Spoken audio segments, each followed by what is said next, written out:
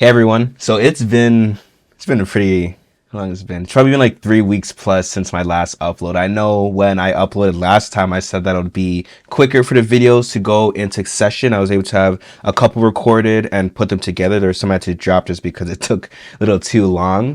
But life has been busy, so unfortunately I haven't been as up to date with my YouTube uh responsibilities because I prioritize some other responsibilities a bit more, but I'm hoping to slowly edge it back in because the moment my week begins, if it's not, if I miss that first recording date possibility or something else big comes up, then it really throws me off for the rest of the week. So I'm hoping to be a bit more consistent now. I know I said that before, but even if it means more so bi-weekly or just always having videos prepped so that I can just edit them and send them out, then hopefully I'll be able to do that. Now, today, I wanted to talk about something that has been growing a lot. It's an industry that has probably really come to light more in popularity, I guess, in like 2021, like right around the pandemic. There's a reason for that, by the way. And in the past couple of years, it's actually just been growing exponentially. Like it's likely soon to be $1 trillion industry if it isn't already,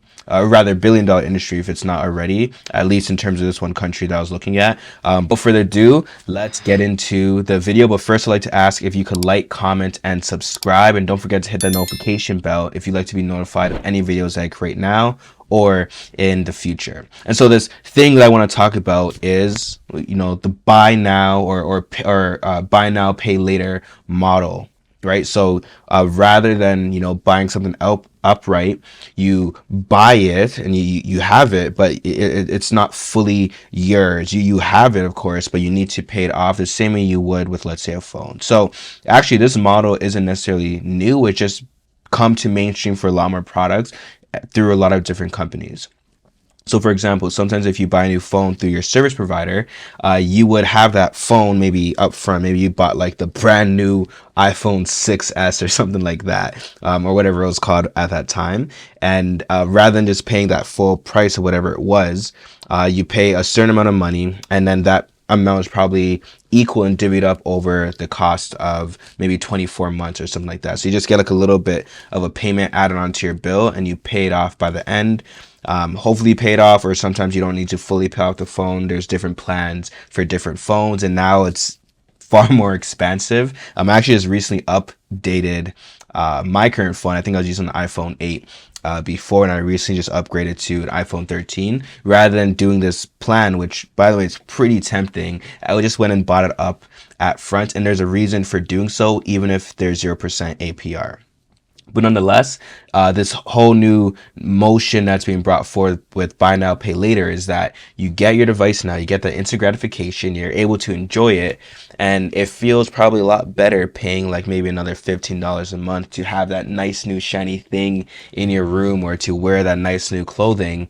Rather than dropping, the 1,000 or 200 or however much that initial price is for the entire item, you pay it off slowly and you're still able to look like, you're able to get all the things you want to get. So really enticing. It's actually incredibly smart. And even though it has a 0% APR, so it doesn't gain interest, between each purchase, that's only assuming that you actually make all your payments the same way a credit card would work. So you have to be really careful because they're actually hoping that you miss a couple payments, maybe not outright default, of course, but that you miss a couple of payments and then you're doing a little bit extra. Or rather than just doing it for one item at a time, you think, hey, I can afford to get maybe 5 new items at a time because I'm only paying $15 a month for each.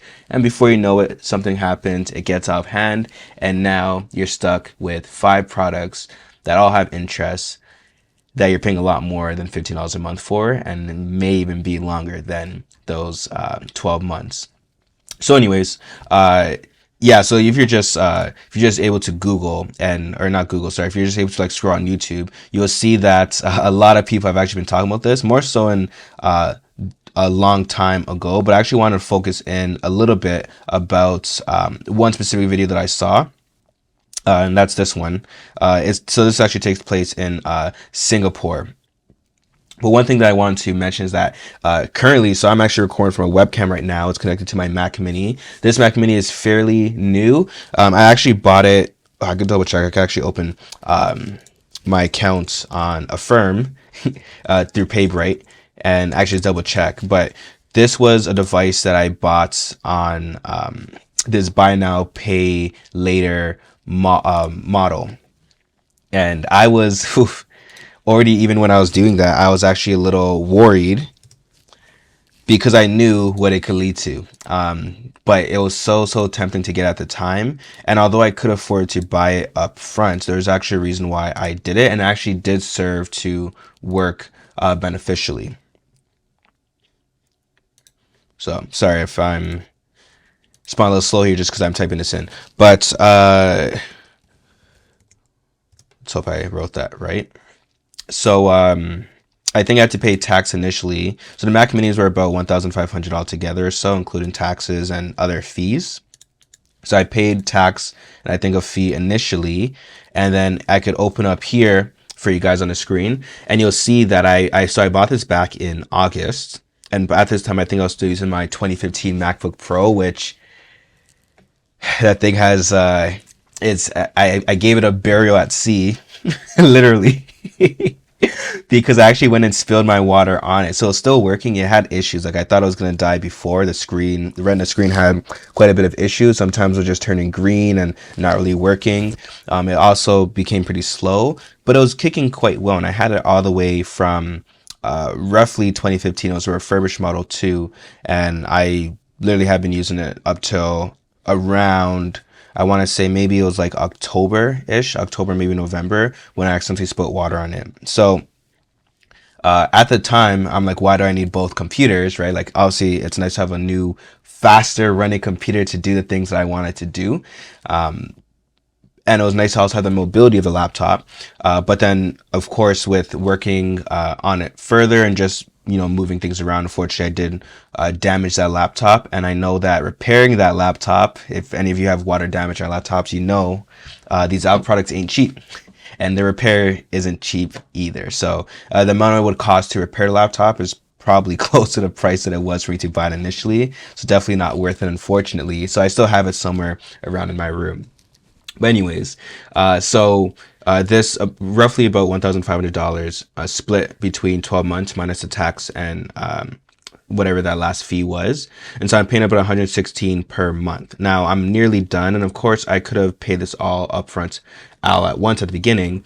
But I actually did run into a little bit of a financial emergency, I think somewhere around here. And so it actually, and at the same time I was paying student loans. So the thing that was helpful for me was that rather than paying this, the lump sum all at once, and that would change my target of paying back student loans, I was actually able to subtract money in my budget from other places to fit in this $116 per month on average, while still paying that same total amount towards my student loans, right? So I was able to put over 60% of my income towards the student loan debt, but then at the same time, I was able to still pay towards having this new Mac Mini.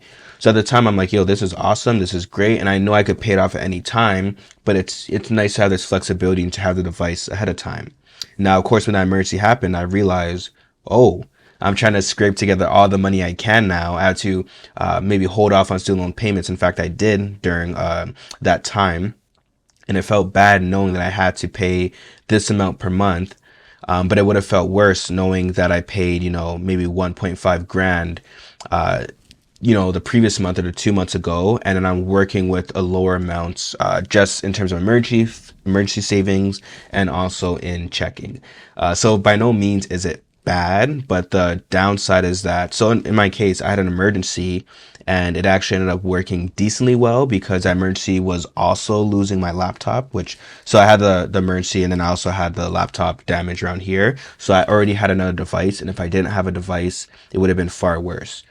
So there was a benefit because it actually related to the product I was getting. But if it didn't, then I'll be paying a lot of money for a product that I probably didn't need, or at least not need at the time. And I would have slowed down on student loans while at the same time having this emergency. And of course, other emergency funds, that would become easily something that could spiral into missing a payment and a 0% APR turn into something else. So yes, I'm almost done. I could still pay this off right now. And I also do have more of an emergency funds built up now. So if emergency does happen, hopefully speaking, I should be fine. But yeah, this is essentially, what it could look like. And this is again with one item. Now, if I lack a little bit of self-control and rather than just, sticking with one item or choosing to pay it off early, let's say I did like 6 items, 5 items, even 4 items that I was paying off monthly. You can see quickly how this could spiral out of control if I'm unable to make a payment at a certain time. And also restricts my freedom, because if I need to avail something my budget, maybe it's, for someone else, like for generosity, maybe it's emergency, whatever the case is, I would have less flexibility, or I'm kind of setting myself up to let something go, and this one payment might just be that thing. So that's a warning for everyone else who is starting to enter into pay now buy later. I would only recommend doing it if it's, again, something that you actually could afford at that time if you wanted to, and it's probably something that's more of a necessity rather than just like a want. That way, if something like my case happens where your laptop breaks but you're still able to use the item that you bought by Paybright, then it's worth it because it's replacing it. Or if you knew you're going to do the upgrade anyways, then it might be worth it to get that device and pay it off over the year the same way you would for a phone plan. Now, all that to say, so Paybright is interesting. It can be useful just because it's you're able to pay it maybe in 4 months, 4 payments, or you're able to pay it monthly, but just know that it can really spiral out of control. And of course their goal is not for you to default, right? They still really much care about getting the money that they can get, and I believe it doesn't affect your credit score or anything. But yeah, you just want to really be careful with that, and there's a reason why it's been growing so much.